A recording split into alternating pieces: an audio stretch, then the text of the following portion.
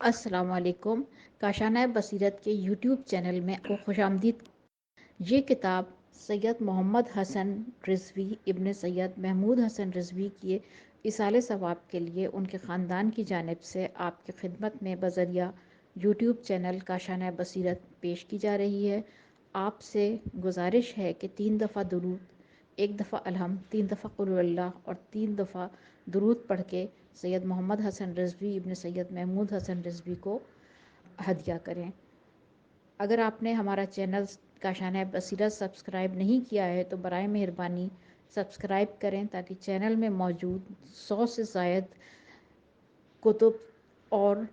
آنے والی مستند کتب سے آپ استفادہ کریں۔ التماس سے دعا۔ بسم اللہ الرحمن الرحیم۔ السلام علیکم سامعین، امید ہے آپ سب خیریت سے ہوں گے۔ الحمدللہ ہم کاشانہ بصیرت کے یوٹیوب چینل پر کتاب من لا یحذر الفقیہ کتاب پڑھ رہے ہیں کہ جس کے مؤلف ہیں الشیخ الصدوق، اور یہ ہے ریڈنگ کا پارٹ نمبر 24۔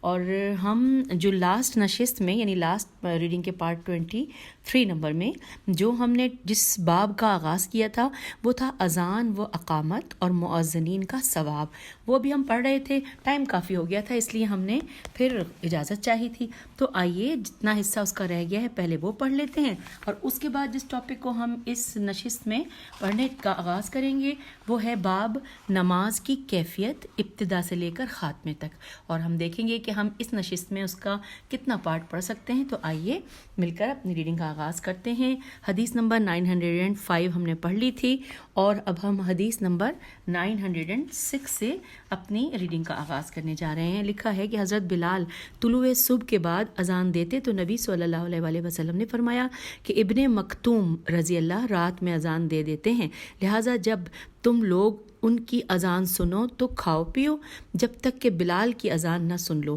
مگر عامہ نے اس حدیث کو الٹ دیا اور کہا کہ رسول اللہ صلی اللہ علیہ وآلہ وسلم نے فرمایا ہے کہ جب بلال اذان دیں تو کھاؤ پیو یہاں تک کہ ابن ام مکتوم اذان دیں تو سحر کا کھانا ترک کر دو۔ اب اگلی حدیث ہے 907۔ روایت کی گئی ہے کہ جب رسول اللہ صلی اللہ علیہ وآلہ وسلم نے انتقال فرمایا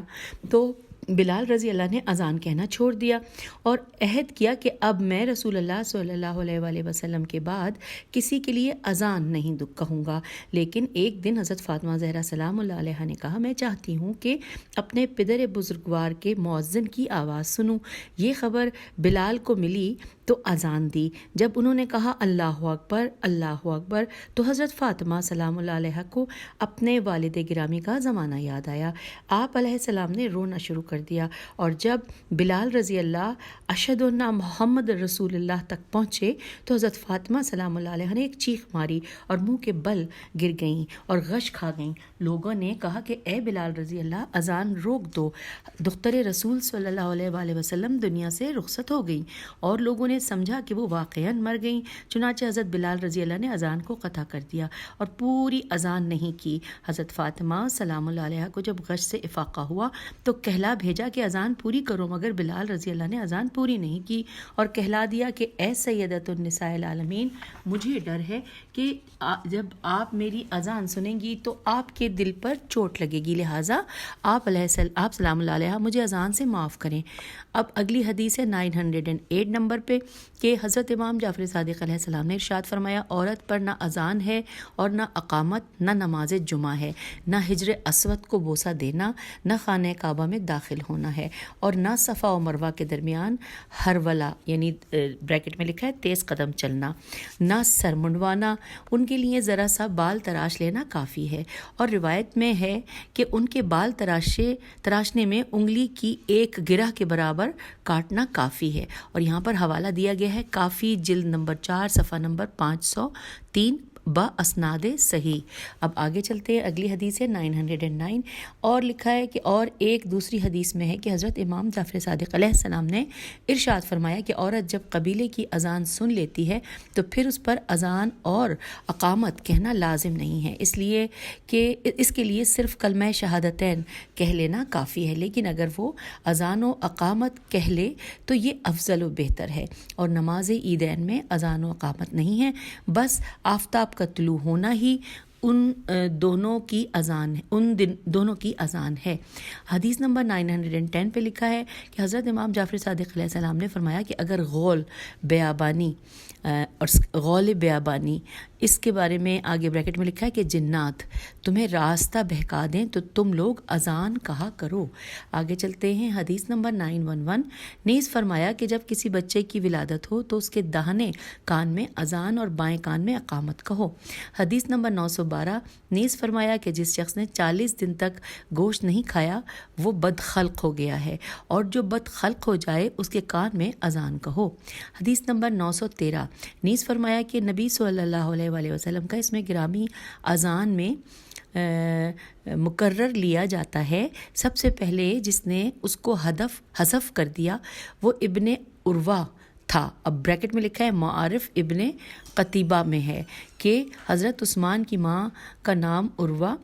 اور بنت کریز بن ربیعہ بن حبیب اور بن عبد الشمس ہے۔ یہ بریکٹ یہاں پہ کلوز ہو گیا۔ پھر ساتھ ہی اس حدیث کے بعد آگے لکھا ہے کہ اور روایت کی گئی ہے کہ جب مدینے میں مؤذن جمعے کی اذان دے لیا کرتا تھا تو پھر ایک منادی ندا دیا کرتا تھا کہ اب خرید و فروخت حرام ہے، اللہ تعالیٰ کے اس قول کی بنا پر کہ جو کہ سورہ جمعہ کی آیت نمبر 9 ہے۔ ترجمہ پڑھتے ہیں کہ اے ایمان والوں، جب جمعے کے دن نماز کے لیے آواز دی جائے تو اللہ کے ذکر کے لیے دوڑو اور لین دین چھوڑ دو۔ اب پڑھتے ہیں حدیث نمبر 914۔ لکھا ہے کہ اور فضل بن شازان نے حضرت امام رضا علیہ السلام سے علل لام علل و اسباب کے سلسلے میں جن احادیث کا ذکر کیا ہے ان میں یہ بھی ہے کہ آپ علیہ السلام نے فرمایا کہ لوگوں کو جو اذان کا حکم دیا گیا ہے اس کی بہت سی مصلحتیں اور علل و اسباب ہیں۔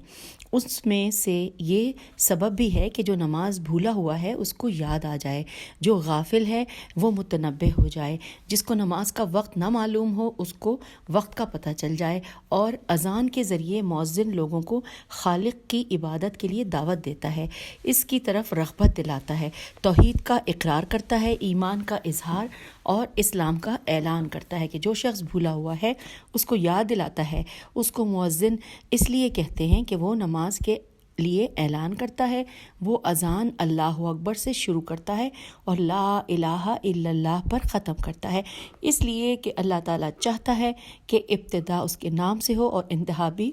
اسی کے نام پر ہو۔ چنانچہ اللہ اکبر میں پہلا نام اللہ کا ہے اور لا الہ الا اللہ میں آخر نام اللہ کا ہے، اور دو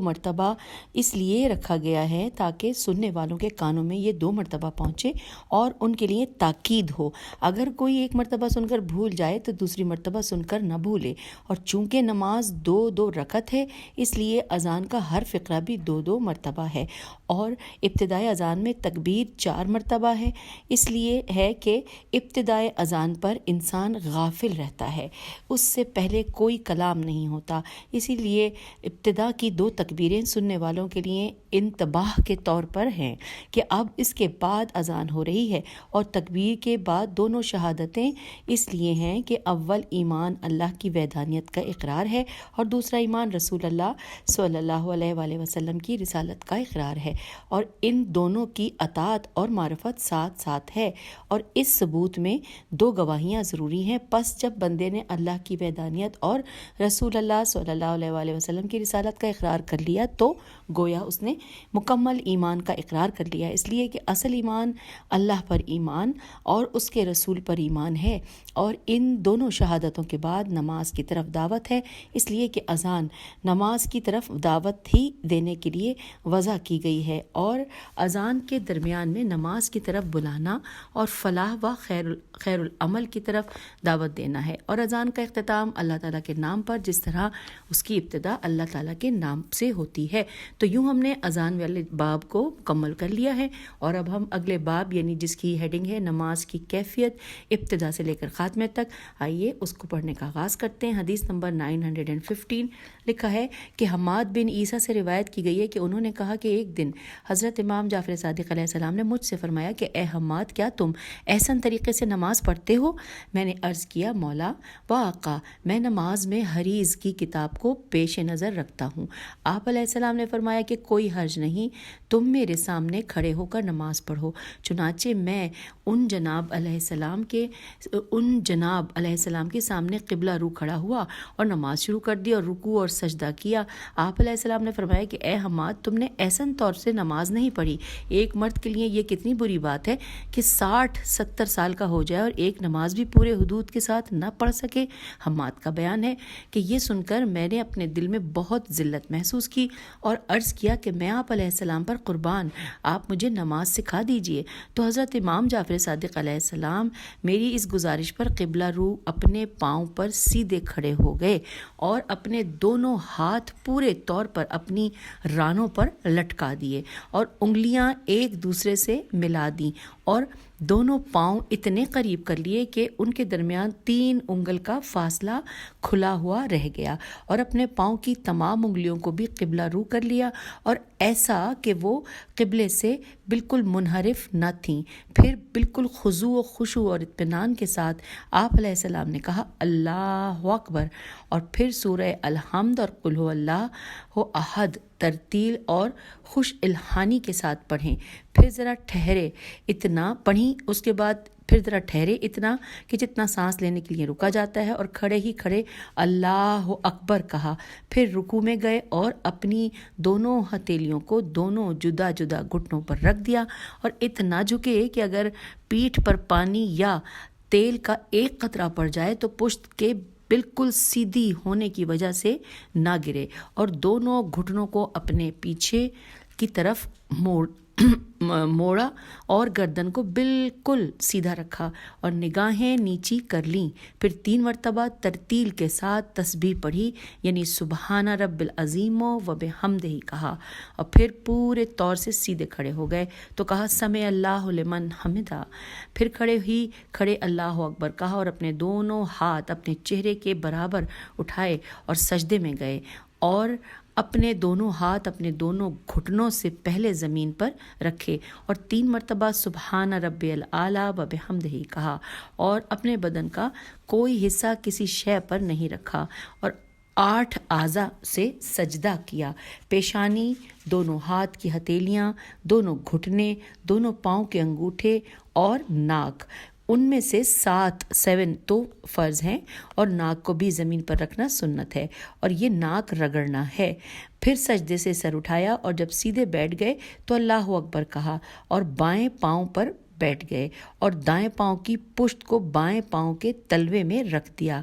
اور کہا استغفر اللہ ربی و اتوب الیہ۔ پھر بیٹھے بیٹھے اللہ اکبر کہا اور دوسرا سجدہ کیا اور اس میں وہی کہا کہ جو پہلے سجدے میں کہا تھا، اور اپنے بدن کے کسی حصے کو کسی شے پر نہیں رکھا، نہ رکوع میں نہ سجدے میں۔ اپنی کلائیوں کو اٹھائے رہے اور پہلوؤں کو کھولے رکھا، اپنی کوہنیوں کو زمین پر نہیں رکھا، اور اس طرح 2 رکعت نماز پڑھی اور فرمایا کہ اے حماد اس طرح نماز پڑھا کرو اور کسی طرف ملتفت نہ ہو، اپنے ہاتھ اور اپنی انگلیوں سے عبث کام نہ کرو، اور اپنے داہنے جانب تھوکو نہ بائیں جانب اور نہ اپنے سامنے۔ آئیے اب اگلی حدیث کی جانب چلتے ہیں۔ حدیث نمبر 916 لکھا ہے حضرت امام جعفر صادق علیہ السلام نے فرمایا کہ جب تم نماز کے لیے کھڑے ہونے لگو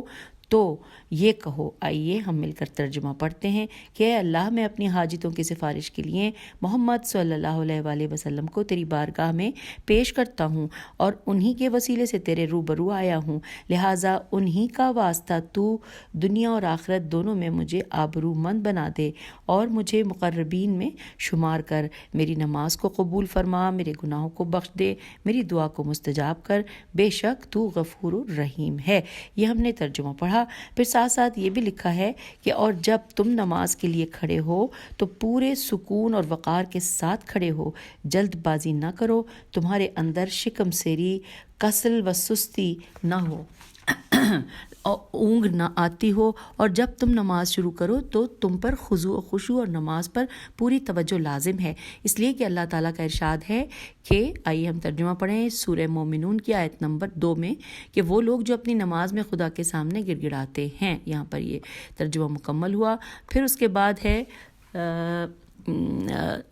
نیز یہ بھی ارشاد ہوتا ہے. یہ سورہ بقرہ کی آیت نمبر 45 کا ہے. ترجمہ کہ البتہ نماز دوبھر تو ہے مگر خشوع کرنے والوں پر نہیں. اور یہاں ترجمہ مکمل. اب اسی حدیث کے بعد ایک تفصیل سے مزید سمجھایا گیا ہے. آئیے مل کر پڑھتے ہیں. لکھا ہے کہ اور اپنا چہرہ قبلے کی طرف رکھو, قبلے سے نہ پھرو ورنہ نماز فاسد ہو جائے گی, اور بالکل سیدھے کھڑے ہو, اس لیے کہ رسول اللہ صلی اللہ علیہ وآلہ وسلم کا ارشاد ہے کہ جو نماز میں بالکل سیدھا کھڑا نہ ہوگا اس کی نماز ہی نہ ہوگی. اور نگاہ نیچی رکھو, آسمان کی طرف نہ اٹھاؤ. تمہاری نگاہ سجدہ گاہ پر ہونی چاہیے. اپنے دل کو نماز میں مشغول رکھو, اس لیے کہ تمہاری نماز میں سے صرف اتنا ہی حصہ قبول ہوگا جو تم نے رجوع قلب کے ساتھ پڑھا, یہاں تک کہ بندے کی نماز میں سے کبھی 1/4, کبھی 1/3 اور کبھی نصف نماز قبول ہوتی ہے, لیکن اللہ تعالیٰ مومنین کے لیے اس کو نوافل سے پورا کر دیتا ہے. اور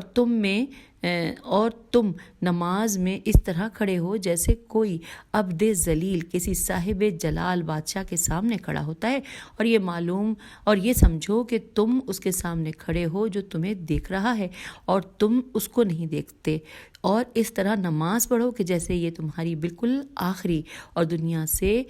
وداعی نماز ہے. اس کے بعد تم کبھی نماز نہ پڑھ سکو گے. اور اپنی داڑھی اور اپنے سر, اپنے ہاتھ سے عبث شغل نہ کرو, اور اپنی انگلیوں کو نہ چٹکھاؤ. اپنے پاؤں کو آگے پیچھے نہ کرو, ان کو برابر رکھو اور ان کے درمیان 3 انگلی سے لے کر 1 بالشت تک کا فاصلہ رکھو. نہ انگڑائی لو نہ جمائی اور نہ ہنسو, اس لیے کہ قہقہے سے نماز ٹوٹ جاتی ہے. سرین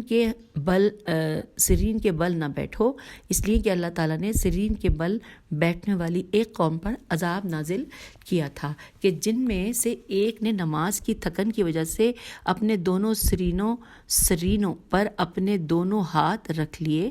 تھے, اور حالت قیام میں اپنے سینے پر ہاتھ نہ باندھو. دوبارہ یہاں سے پڑھتے ہیں کہ اور حالت قیام میں اپنے سینے پر ہاتھ نہ باندھو, ایسا مجوسی کیا کرتے تھے. اپنے دونوں ہاتھ چھوڑ کر انہیں اپنی رانوں پر گھٹنوں کے درمیان گھٹنوں کے سامنے رکھو. بہتر یہی ہے. چنانچہ اپنی نماز میں یہ اہتمام کرو, اس سے غافل نہ رہو, اس لیے کہ اگر تم نے ہاتھ کو حرکت دی تو وہ تم کو کھیل میں مصروف کر دے گا. اور تم نماز میں کسی دیوار سے سہارا نہ لو سوائے یہ کہ تم بیمار ہو, اور اپنے دائیں بائیں نہ مڑو, اس لیے کہ اگر تم اس قدر مڑ گئے کہ اپنے پس پشت والے کو دیکھ لیا تو تم پر نماز کا اعادہ واجب ہے. اور جب بندہ کسی اور چیز کی طرف ملتفت ہوتا ہے تو اللہ اسے آواز دیتا ہے کہ میرے بندے تو کس کی طرف ملتفت ہے؟ تو جس کی طرف ملتفت ہے تو کیا وہ مجھ سے بہتر ہے؟ اور اگر یہ بندہ نماز میں کسی اور چیز کی طرف 3 مرتبہ ملتفت ہوا تو پھر اللہ تعالیٰ اس سے نگاہ پھیر لیتا ہے اور پھر تا ابد اس کی طرف نگاہ نہیں کرتا. اور سجدے کی جگہ کو منہ سے نہ پھونکو. اگر پھونکنے کا ارادہ ہے تو نماز شروع کرنے سے پہلے پھونک لو, اس لیے کہ 3 قسم کی پھونک مکروہ ہے. سجدے کی جگہ کا پھونکنا, گنڈے اور تعویذ پر پھونکنا, اور گرم کھانے پر پھونکنا. اس کے بعد لکھا ہے کہ اور نماز کی حالت میں نہ تھوکو, نہ ناک صاف کرو. اور اس لیے کہ جو شخص اللہ تعالیٰ کے اجلال کے پیش نظر اپنے تھوک کو روکے گا, اللہ اس کو تا دم مرگ صحت عطا کرے گا. اور اپنے دونوں ہاتھ تکبیر کے لیے گردن تک بلند کرو, یہ دونوں کان سے اوپر تجاوز نہ کریں, رخسار کے سامنے رہیں اور انہیں اچھی طرح پھیلاؤ, اور 3 تکبیریں کہو اور یہ کہو. آئیے ترجمہ پڑھتے ہیں کہ اے اللہ تو ہی حقیقی بادشاہ ہے جو بالکل واضح ہے, نہیں ہے کوئی اللہ سوائے تیرے, تو پاک ہے اور لائق حمد ہے. میں نے گناہ کیا اور خود اپنے اوپر ظلم کیا, پس میرے گناہوں کو بخش دے, اس لیے کہ گناہ کوئی نہیں معاف کر سکتا سوائے تیرے. اس کے بعد یہ ترجمہ مکمل ہوتا ہے. اس کا لکھا ہے کہ پھر دونوں ہاتھ اٹھانے اور چھوڑنے کے ساتھ اور تکبیریں کہو اور پھر یہ کہو. اب جو کہنا ہے وہ اس کا بھی ہم ترجمہ پڑھ رہے ہیں تاکہ ہم اچھی طرح سمجھ سکیں. اے اللہ, میں تیری بارگاہ میں بار بار حاضر ہوتا ہوں, خیر تیرے ہاتھ میں ہے اور شر کی نسبت تیری طرف نہیں ہے۔ ہدایت یافتہ وہی ہے جس کی تو نے ہدایت کی۔ تیرا بندہ اور تیرے بندے کا بیٹا تیرے سامنے ہے، یہ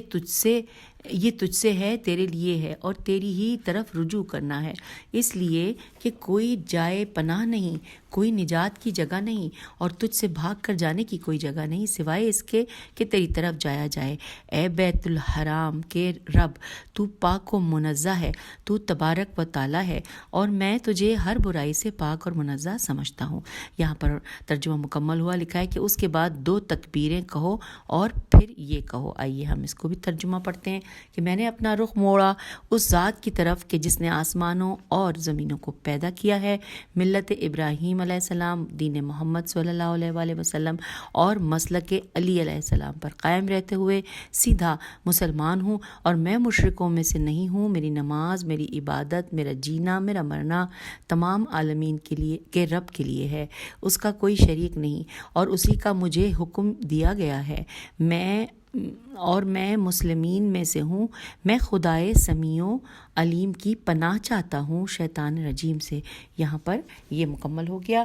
ترجمہ اس کا جو ہم نے پڑھنا ہے۔ پھر لکھا ہے کہ پھر اگر چاہو تو 7 تکبیریں اقرار ربوبیت کے لیے بھی کہہ لو، اور افتتاح نماز میں 7 تکبیریں سنت جاریہ ہیں جیسا کہ زرارہ کی روایت ہے۔ اور اب ہم پڑھنے جا رہے ہیں حدیث نمبر 917۔ لکھا ہے کہ حضرت امام محمد باقر علیہ السلام سے روایت ہے کہ آپ نے فرمایا، آپ علیہ السلام نے، کہ ایک مرتبہ رسول اللہ صلی اللہ علیہ وآلہ وسلم نماز کے لیے برآمد ہوئے اور امام حسین علیہ السلام بریکٹ میں لکھا ہے بچپن کے اندر ذرا دیر میں بولے تھے، تو اتنی دیر میں کہ لوگوں کو خطرہ ہوا کہ یہ بات ہی نہ کریں گے اور گونگے ہوں گے، تو ساتھ ہی لکھا ہے رسول اللہ صلی اللہ علیہ وآلہ وسلم ان کو اپنے کاندھے پر اٹھائے ہوئے آئے اور لوگوں نے آپ صلی اللہ علیہ وآلہ وسلم کے پیچھے صف باندھ لی، تو حضرت صلی اللہ علیہ وآلہ وسلم نے ان کو اپنے دائیں پہلو میں کھڑا کر کے افتتاح نماز کے لیے اللہ اکبر کہا، تو امام حسین علیہ السلام نے بھی اللہ اکبر کہا۔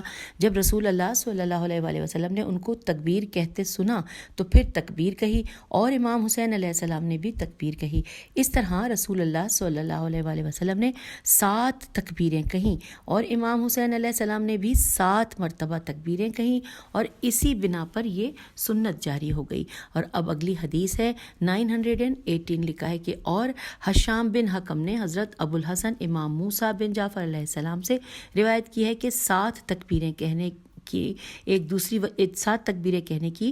دوسری وجہ بھی ہے، اور وہ یہ کہ جب نبی صلی اللہ علیہ وآلہ وسلم معراج کے لیے آسمان کی طرف گئے تو آپ صلی اللہ علیہ وآلہ وسلم نے 7 حجاب طے کیے اور ہر حجاب کو طے کرتے وقت ایک تکبیر کہی، اور اسی کی وجہ سے اللہ تعالیٰ نے آپ کو منتہائے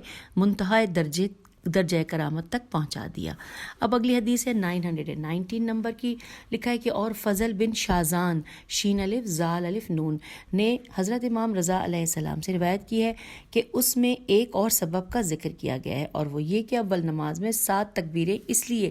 ہیں کہ اصل نماز 2 رکعت ہے اور ان دونوں رکعتوں کا افتتاح 7 تکبیروں سے ہے۔ تکبیر افتتاح نماز، تکبیر رکوع، 2 سجدوں کے لیے 2 تکبیریں، پھر دوسری رکعت کے رکوع کے لیے 1 تکبیر، پھر اس کے دونوں سجدوں کے لیے 2 تکبیریں۔ پس اگر انسان نماز کے اول ہی میں 7 تکبیریں کہہ لے اور درمیان کی کوئی تکبیر کہنا بھول جائے تو اس کی نماز میں کوئی نقص نہیں واقع ہوگا۔ پھر ساتھ ہی لکھا ہے کہ اور یہ تمام وجوہ اسباب درست ہیں اور کثرت و وجوہ اسباب سے مزید تاکید ہوئی ہے، اس سے کوئی تضاد یا تناقض پیدا نہیں ہوتا۔ افتتاح نماز کے لیے 1 تکبیر بھی جائز ہے۔ اب یہاں پر حدیث نمبر 920، اور رسول اللہ صلی اللہ علیہ وآلہ وسلم تمام لوگوں میں سب سے زیادہ مکمل اور سب سے زیادہ مختصر نماز پڑھتے، وہ کہتے اللہ اکبر، بسم اللہ الرحمن الرحیم۔ اب یہاں پہ آگے چلتے ہیں، حدیث نمبر 921، لکھا ہے کہ ایک شخص نے حضرت امیر المومنین علیہ السلام سے دریافت کیا اور کہا، اے بہترین خدا کے ابن آپ پہلی تکبیر میں جو اپنے دونوں ہاتھ بلند کرتے ہیں اس کا کیا مطلب ہے؟ تو آپ نے فرمایا کہ اس کا مطلب یہ ہے کہ اللہ تعالیٰ سب سے بڑا ہے، اور ساتھ ہی لکھا ہے کہ واحد ہے، احد ہے، اس کے مثل کوئی شے نہیں، اور نہ وہ پیج پلٹنے میں کبھی کبھی دیر لگ جاتی ہے تو معذرت چاہتی ہوں، اور نہ وہ 5 انگلیوں سے چھوا جا سکتا ہے اور نہ حواس خمسہ ظاہر و باطنہ سے اس کا ادراک کیا جا سکتا ہے۔ اگلے پیراگراف میں لکھا ہے کہ پس جب تم افتتاح نماز کے لیے تکبیر کہہ چکو تو سورہ حمد پڑھو، اور ایک سورہ کوئی اور، اس کا تمہیں اختیار ہے کہ اپنی نماز فریضہ میں سوائے 4 مخصوص سوروں کے کوئی سورہ بھی چاہو پڑھ لو۔ وہ 4 سورے سورہ والضحیٰ اور علم نشرہ ہے، اس لیے کہ یہ دونوں مل کر ایک سورہ ہے، اور لیلاف قریش اور علم تری کیفہ ہے، اس لیے کہ یہ دونوں مل کر ایک سورہ ہے۔ اگر تم ان دونوں کو پڑھ رہے ہو تو سورہ والضحیٰ اور علم نشرہ دونوں کو ایک رکعت میں پڑھو، اور لیلاف اور علم تری کیفہ دونوں کو ایک رکعت میں پڑھو۔ ان چاروں میں سے صرف کسی ایک کو نماز فریضہ کی ایک رکعت میں نہ پڑھو، اور نہ نماز فریضہ میں 2 سوروں کے درمیان پڑھو، اور نماز نافلہ میں تو جو چاہو پڑھو، اور نماز فریضہ میں سورہ عزائم میں سے کوئی نہ پڑھو، اور سورہ سجدہ، لقمان، سورہ ہم، اور پھر آگے لکھا ہے کہ سورہ حامیم سجدہ، پھر سورہ النجم، سورہ اقرا بسم ربک ہیں، اور ان 4 سورہ عزائم سے کوئی بھی پڑھے تو سجدہ کرے اور یہ کہے، ترجمہ کہ اے اللہ میں ایمان لایا اس پر جس سے لوگ انکار کرتے ہیں، اور ہم نے پہچان لیا تیری طرف سے ان کو جس کو لوگ نہیں جانتے، اور ہم نے جس طرف دعوت دی گئی قبول کیا۔ اے اللہ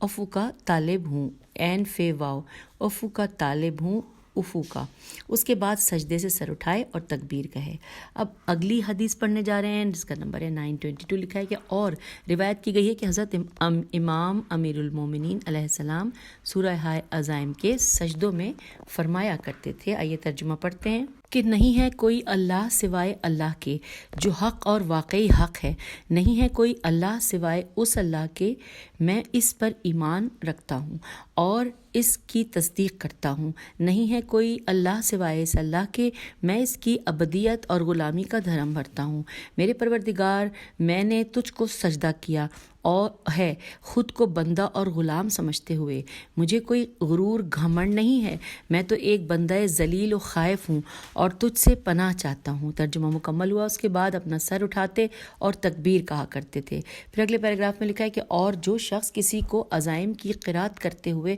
سنے تو اس پر لازم ہے کہ سجدہ کرے، خواہ وہ بے وضو کیوں نہ ہو، اور مستحب ہے کہ انسان ہر سورے کے اندر جس میں سجدہ ہے سنے یا پڑھے تو سجدہ کرے، لیکن ان 4 سورہ عزائم میں سجدہ واجب ہے۔ پھر اگلے پیراگراف میں لکھا ہے کہ اور دن اور رات کی نمازوں میں افضل اور بہتر یہ ہے کہ پہلی رکعت میں سورہ الحمد اور سورہ انا انزلنا پڑھی جائے، اور دوسری رکعت میں سورہ الحمد اور سورہ قل هو اللہ احد پڑھی جائے، سوائے شب جمعہ کی نماز عشاء میں۔ اس میں افضل یہ ہے کہ رکعت اول میں الحمد اور سورہ جمعہ پڑھے، اور رکعت دوم میں سورہ الحمد اور سورہ صبح اسم پڑھے، اور روز جمعہ کی صبح و ظہر و عصر کے اندر پہلی رکعت میں سورہ الحمد اور سورہ جمعہ، اور دوسری رکعت میں سورہ الحمد اور سورہ منافقون پڑھے، اور یہ بھی جائز ہے کہ شب جمعہ نماز عشاء اور نماز صبح اور نماز عصر بغیر سورہ جمعہ سورہ منافقون کے پڑھے، اور یہ جائز نہیں کہ روز جمعہ نماز ظہر بغیر سورہ جمعہ اور منافقون کے پڑھے۔ پس اگر تم ان دونوں کا پڑھنا یا ان دونوں میں سے کسی ایک کا پڑھنا نماز ظہر میں بھول گئے اور ان دونوں کے علاوہ کوئی اور دوسرا سورہ پڑھنے لگے اور تمہیں یاد آیا، تو اگر ابھی آدھا سورہ نہیں پڑھا ہے تو اس کو چھوڑ کر سورہ جمعہ اور منافقین پڑھو، اور اگر نصف سورہ پڑھ چکے ہو تو اس کو تمام کرو، اور ان دونوں سوروں کو نماز نافلہ کی دونوں رکعتوں میں رکھ دو، اور ان دونوں میں سلام پڑھو، اور اپنی نماز کو سورہ جمعہ سورہ منافقین کے ساتھ شمار کر لو۔ اگلے پیراگراف میں ہے کہ اور نماز ظہر کو بغیر سورہ جمعہ اور سورہ منافقین کے پڑھنے کی رخصت بھی روایت کی گئی ہے۔ پھر لکھا ہے کہ مگر اس رخصت کو استعمال کرتا ہوں یا یہ دوبارہ پڑھتے ہیں، مگر اس رخصت کو استعمال کرتا ہوں یا یہ فتویٰ دیتا ہوں تو صرف حالت سفر اور مرض اور کسی ضرورت کے فوت ہو جانے کے موقع پر، یہاں بریکٹ میں لکھا ہے آگے کہ جہاں اس رخصت سے فائدہ اٹھایا جا سکتا ہے، بریکٹ کلوز ہو گیا، پھر لکھا ہے اور دوشنبہ یعنی پیر اور پنجشنبہ یعنی جمعرات کو نماز صبح کی پہلی رکعت میں الحمد اور سورہ حل اتی علی انسان، اور دوسری رکعت میں سورہ الحمد اور سورہ دہر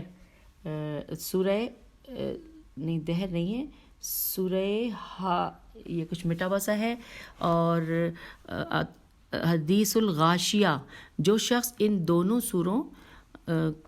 یہ سورہ دہر ہے شاید، اور ساتھ ہی لکھا ہے آتے کا حدیث الغاشیہ جو شخص ان دونوں سوروں کو دوشنبہ اور پنجشنبہ صبح نماز میں پڑھے اللہ تعالیٰ اس کو ان دونوں دنوں کی شر سے محفوظ رکھے گا۔ اور ایک شخص جو حضرت امام رضا علیہ السلام کے خراسان کی طرف جانے میں آپ علیہ السلام کے ساتھ تھا، اس نے بیان کیا کہ جب آپ علیہ السلام خراسان کی طرف چلے تو آپ علیہ السلام اپنی نماز میں ان سوروں کی قرأت فرمایا کرتے تھے جن کا میں نے اوپر ذکر کیا، اس لیے میں نے اس کتاب میں ان سوروں کے درمیان ان کا ذکر کر دیا ہے۔ اور اب آگے لکھا ہے کہ اور ہر نماز کی پہلی 2 رکعتوں میں بسم اللہ الرحمن الرحیم بلند آواز سے پڑھا کرو، اور مغرب و عشاء کی صبح کی نماز کی پہلی 2 رکعتوں میں تمام سوروں کی قرأت بلند آواز سے کیا کرو، مگر اپنے نفس پر زور دے کر بہت بلند آواز نہیں بلکہ اوسط آواز سے، اس لیے کہ اللہ تعالیٰ کا ارشاد ہے کہ یہ ترجمہ پڑھتے ہیں جو کہ سورہ بنی اسرائیل کی آیت نمبر 110 میں ہے کہ اور تم اپنی نماز نہ بہت چلا کر پڑھو اور نہ بہت چپکے سے، بلکہ اس کے درمیان ایک اوسط طریقہ اختیار کرو، یہاں پر بریکٹ کلوز ہو گیا، پھر لکھا ہے اور نماز ظہر و عصر میں سوروں کی قرأت بآواز بلند نہ کرو، اس لیے کہ جو شخص ان دونوں نمازوں میں قرأت یا بآواز بلند کرے گا یا نماز مغرب و عشاء و صبح میں قرأت بالکل چپکے عمدن کرے گا تو اس پر لازم ہے کہ وہ اپنی نماز کا پھر سے اعادہ کرے، اور اگر بھول کر ایسا کیا ہے تو اس پر کوئی گناہ نہیں ہے سوائے جمعے کے دن ظہر کی نماز میں، اس لیے کہ اس میں اس کو قرأت بآواز بلند کرنی ہے اور آخر کی 2 رکعتوں میں تسبیح 4 پڑھنی ہے۔ آگے چلتے ہیں، حدیث نمبر 923 پہ لکھا ہے اور امام رضا علیہ السلام نے ارشاد فرمایا ابتدا کی 2 رکعتوں میں سوروں کی قرأت اور آخر کی 2 رکعتوں میں تسبیح 4 کے لیے قرار دی گئی، تاکہ اللہ تعالیٰ نے جو اپنی طرف سے فرض کیا ہے اس میں اور رسول اللہ صلی اللہ علیہ وسلم سے نے جو فرض کیا ہے اس کے اندر فرق ہے۔ اگلی حدیث 924 محمد بن عمران نے ایک مرتبہ حضرت امام جعفر صادق علیہ السلام سے دریافت کیا اور کہا کہ کیا سبب ہے کہ نماز جمعہ و نماز مغرب اور نماز عشاء اور نماز صبح آواز بلند پڑھی جاتی ہے اور ظہر و عصر کی نماز بآواز بلند نہیں پڑھی جاتی، اور کیا سبب ہے کہ آخری 2 رکعتوں میں تسبیح اور 4 پڑھنا سوروں کی قرأت سے افضل ہے؟ تو آپ علیہ السلام نے فرمایا کہ ارشاد فرمایا اس لیے کہ جب رسول اللہ صلی اللہ علیہ وسلم معراج میں آسمان پر تشریف لے گئے تو سب سے پہلی نماز جو اللہ تعالیٰ نے فرض کی وہ 2 روز جمعہ ظہر کی نماز تھی۔ اللہ تعالیٰ نے ملائکہ کو حکم دیا کہ وہ آپ صلی اللہ علیہ وسلم کے پیچھے نماز پڑھیں، اور اپنے نبی صلی اللہ علیہ وسلم کو حکم دیا کہ وہ قرأت یا بآواز بلند کریں تاکہ ملائکہ پر ان کا فضل و شرف ظاہر ہو جائے۔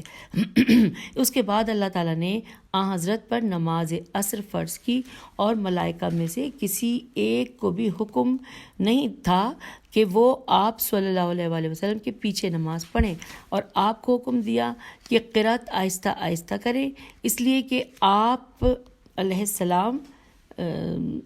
آپ صلی اللہ علیہ وسلم کے پیچھے نماز پڑھنے والا کوئی نہ تھا۔ پھر اللہ تعالیٰ نے آپ صلی اللہ علیہ وسلم پر نماز مغرب کو فرض کیا اور ملائکہ کو بھیج دیا کہ وہ آپ صلی اللہ علیہ وسلم کے پیچھے نماز پڑھیں، اور حضرت صلی اللہ علیہ وسلم کو حکم دیا کہ وہ قرأت بآواز بلند کریں اور اسی طرح نماز عشاء بھی پڑھیں۔ جب فجر قریب ہوئی تو آپ صلی اللہ علیہ وسلم آسمان سے نیچے تشریف لائے، اور اللہ تعالیٰ نے آپ پر نماز فجر فرض کی اور حکم دیا کہ اس میں بآواز بلند قرأت کریں تاکہ جس طرح ملائکہ پر آپ کا فضل و شرف ظاہر ہوا تھا، اسی طرح انسانوں پر بھی آپ کا فضل و شرف ظاہر ہو جائے، اس لیے نماز فجر میں قرأت بآواز بلند کی جاتی ہے، اور آخر کی 2 رکعتوں میں تسبیح پڑھنا سوروں کی قرأت سے افضل ہے، اور ہے سوا یہاں سے دوبارہ پڑھتے ہیں، اور آخر کی 2 رکعتوں میں تسبیح پڑھنا سوروں کی قرأت سے افضل اس لیے ہوا کہ جب نبی صلی اللہ علیہ وآلہ وسلم آخر کی 2 رکعتوں میں مشغول تھے کہ اسی اثنا میں آپ صلی اللہ علیہ وآلہ وسلم کو اللہ تعالیٰ کی وہ عظمت یاد آئی کہ جو وہ معراج پر دیکھ آئے تھے۔ بس آپ صلی اللہ علیہ وآلہ وسلم حیرت میں آئے اور کہا سبحان اللہ ہے والحمد للہ ہے ولا الہ الا اللہ، اللہ اکبر۔ اس لیے تسبیح سوروں کی قرأت سے افضل